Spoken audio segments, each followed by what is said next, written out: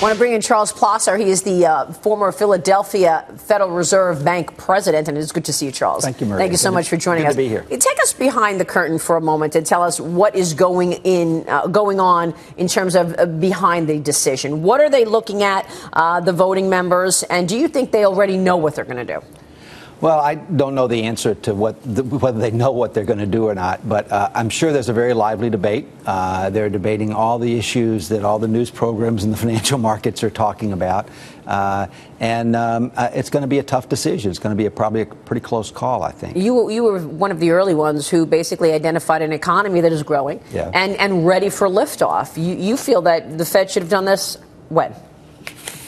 Maybe a year ago. Yeah. But yes, I sort of made that argument for quite some time and felt like it was time to move. We still had sort of crisis-style monetary policy in the midst of an economy that was growing between around 2.5%, and unemployment rate was getting close to the natural rate or what might be full employment. And it seemed to me that it's rather strange to be having a record amount of accommodation in an economy that was pretty close to the Fed's goals and targets. Maybe, but when you look at the international story, I mean, you look at our trading partners. China is clearly slowing. Japan has been in and out of recession. Canada is in recession. Australia is close to recession. How important is the international story for the Fed's decision today? Well, it's somewhat important, but remember, the U.S. economy is still largely a closed economy. We don't export hardly anything to China.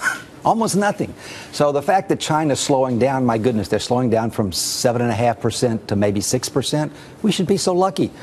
Yeah, but I got to push back on that. It's not the end of the world. My colleague's in a second, but you got to push back even looking at the U.S. economy, because let's look at the most recent data points. 38% of the people in America who are working age don't have a job and are not looking for a job. The participation rate where it is. Wages haven't moved in so many years. Retail sales continue to underwhelm. We saw the number earlier this week, and people are not even saving the money, spending the money that they're saving at the gas pump. I think if you look at collectively all the data about the labor market, it's not perfect. It never is perfect. The question is, what can monetary policy do about it? There's no theory or idea that I know of that says monetary policy is the right tool to use to move people from part-time employment to full-time employment, to move them back out of the labor, being out of the labor force back into the labor force. So I think we have to be a little more restrained about what we think monetary policy can in fact accomplish. And so far, again, this economy's doing okay. It's not gangbusters, of course, but it's been doing okay for quite some time. Robert Wolf from 32 Advisors with us this morning. Sandra Smith on set as always. How to rev up the growth engine is an op-ed, the title of an op-ed from Jamie Dimon this morning from J.P. Morgan Chase. Why haven't we seen more fiscal policy to rev up the economy? You've been talking about infrastructure spending for a long time, an infrastructure bank that we haven't really seen get traction. Well, first I'm going to respectfully disagree. I don't think it's time to raise rates. You don't? I think, we may have been better a year ago, but today, way too much volatility. Global growth is slowing. The IMF came in with their new forecast, which I think really shocked everyone, possibly based on China. Yes, the exports are not coming along, but I think there's an incredible nervousness in our country about going backwards. And I think it wouldn't be a good time. That doesn't mean I'm not saying that monetary policy is doing much today. It's not. But I think timing would be the wrong side, because I think growth is just not where we need it to be. Because of the international story, or because of the lack of fiscal policy from this administration? I think it's a combination. But I think for me, the reason I would hope they don't raise and don't think they should raise is based on where we are with global growth. I mean, we're not at 3%. And I think right now with the U.S., there's just no wage increases happening. There's no price pressure today. And so my recommendation would be, yes, it has to happen, but I would not be doing it right now. What do you say to that? Well, I think one of the sources of volatility is the uncertainty that monetary policy has provided and the guessing. And if you don't act today, the Fed doesn't act today, one of the risks they run is that volatility is going to continue. There's going to be now guessing, will they do it in October? Will they do it in December? You just keep feeding the frenzy of uncertainty and resolving that uncertainty, at least getting the first rate hike out of the way. Because what's really going to be important is what happens after that. So I think we want to be careful to undertake monetary policy in a way that's both reassuring and beneficial, and not just decide what the markets want at any point. Yeah, I would agree that the communication needs to be better, and I think that we are unsure. But we are also unsure what type of budget arguments we're going to have in the next month. Right. And I think we have seen incredible volatility, and we haven't seen great numbers on the economy. So my view would be holding off does not hurt. Two fascinating things that you just said.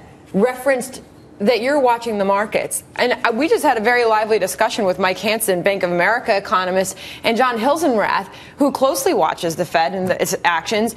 And the economist sat here and actually thought it sounded silly that we were even talking about the Fed looking at the markets. Right. Is the Fed factoring in market moves to their decision today? Yeah. Well, I don't know the answer to that, obviously, but I do know that the Fed does and always has looked at the markets. They pay attention to the markets, but the markets are rarely the determinative factor. It's just an indicator. Yeah. It's an indicator. It is not a goal or an objective. It is a means to an end, and therefore one has to look through very short-run movements, which oftentimes the market is telling you about the short run. Monetary policy works with long lags. Years in some cases. So what's important is not what the markets are doing today, it's how you think about the economy over the next year or 18 months. Has monetary policy and the quantitative easing program helped this recovery? A lot of people debate, look, free money does not create jobs. Has it helped? I would just say that... Wait a second. I want to ask Charles first, and then I want to ask you. Has it helped? I think of the quantitative easing in particular as three different versions of quantitative easing with different objectives. Yeah. QE1, as they call it, was really about a financial crisis where there was meltdown in the markets. The Fed went in and did a lot of asset buying to help improve liquidity. Perfectly justifiable and understandable. I have quibbles with sort of some of the details of it. So you say it's worked? I say that part worked. QE2 and QE3 are different. They were designed or intended to help reduce unemployment, improve the state of the economy. I think it's much more questionable whether those were as effective as the Fed would have liked or as some people think. And I think we'll be debating this for the next 3 generations, just like we're clearly debating the Great Depression and what caused that and what policies were good or bad. If you think you know the answer to this, you're probably wrong. Charles Plosser, great to have you on the show today. Great. Thank you so much. Charles Plosser.